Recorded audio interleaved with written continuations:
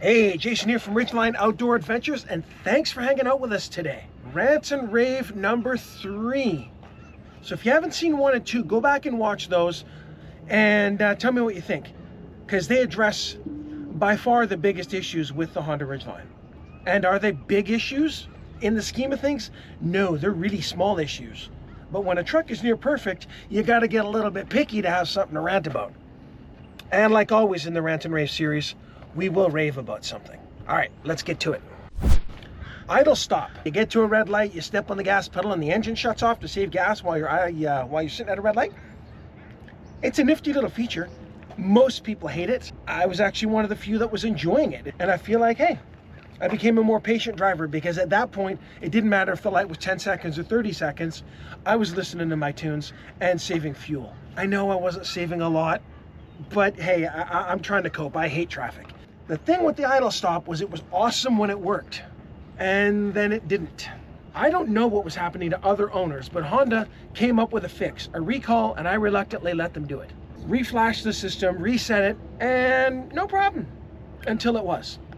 So my daughter and I in Port Angeles, we're going to Olympic National Park, seeing all the sights, visiting with the deer, sneaking our dog onto some of the trails. We get into town, I get to a red light, step on the brake, idle stop comes on. Great. Light turns green, let off the brake, nothing. She's dead.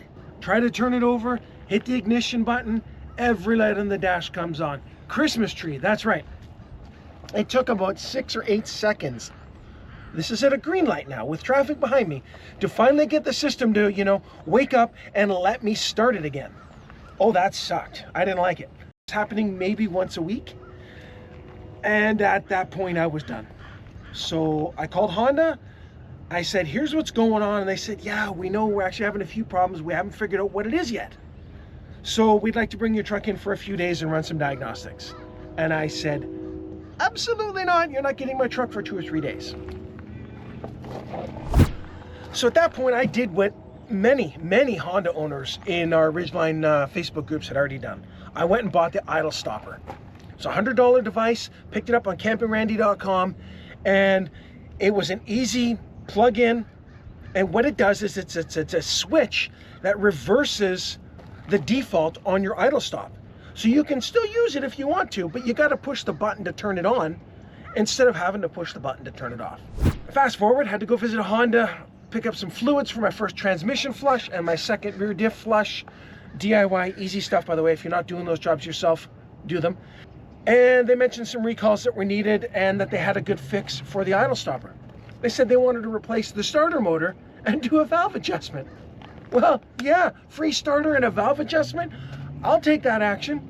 So for those of you guys that don't love the idle stop technology, yeah, I'm not going to change your minds on that. Is this a big rant on the Ridgeline? No, but like I said, it's a really good truck. There's not a lot to rant about. With every rant comes a rave. 2 things. 1, Honda Way. Their service was absolutely fantastic.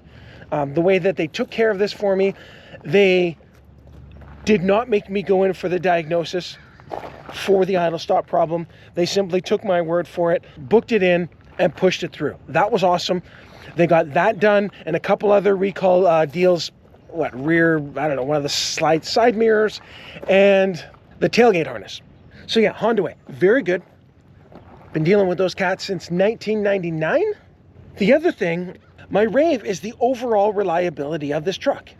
So I'm going through the numbers right now. I'm working on my 4-year review, and I'm trying to itemize, or at least recap, all the problems, the repairs, and the maintenance that I've done on this truck in 4 years.